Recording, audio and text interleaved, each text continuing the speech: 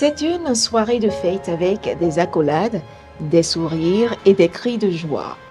Le 19 décembre, la République démocratique du Congo a dévoilé son nouveau centre financier destiné à favoriser l'essor économique du pays le plus riche d'Afrique en termes de ressources naturelles.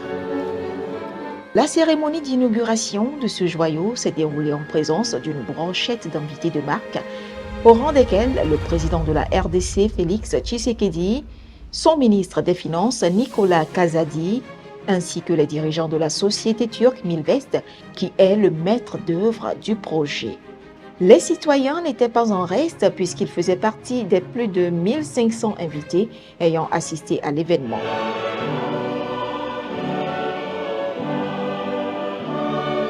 La conception et la construction de ces bâtiments modernes ont été réalisées par l'entreprise de construction turque Milvest, une filiale de Miller Holding.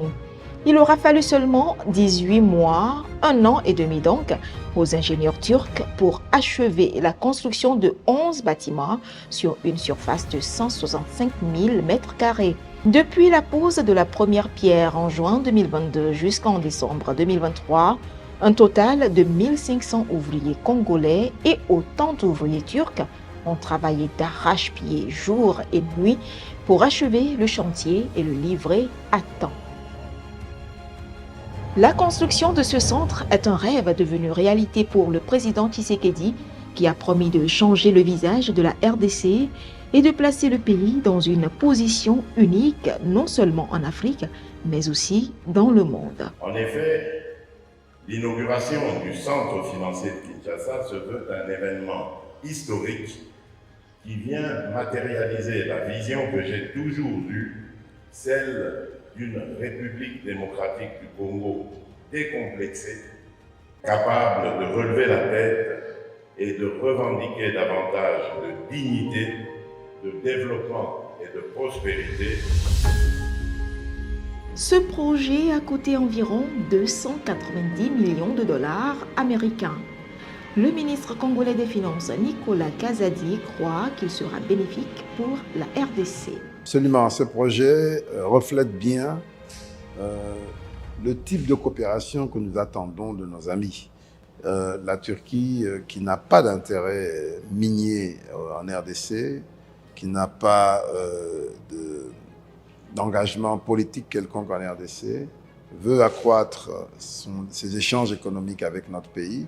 Ce centre abrite des institutions importantes telles que le ministère des Finances et du Budget, la Direction générale des douanes et assises, l'auditeur général des finances, le secrétariat central des finances et la banque de développement. Au total, le ministère des Finances de la RDC compte 9 départements. En outre, il y a un hôtel de 240 chambres, un parking de 1100 voitures et un centre de congrès pouvant accueillir jusqu'à 3000 personnes en même temps. En février 2022, le président turc Recep Tayyip Erdogan s'est rendu en RDC dans le cadre de la promotion des relations entre la Turquie et ce pays. Au cours de sa visite, plusieurs accords ont été signés dans les domaines de la sécurité, de la défense et des infrastructures.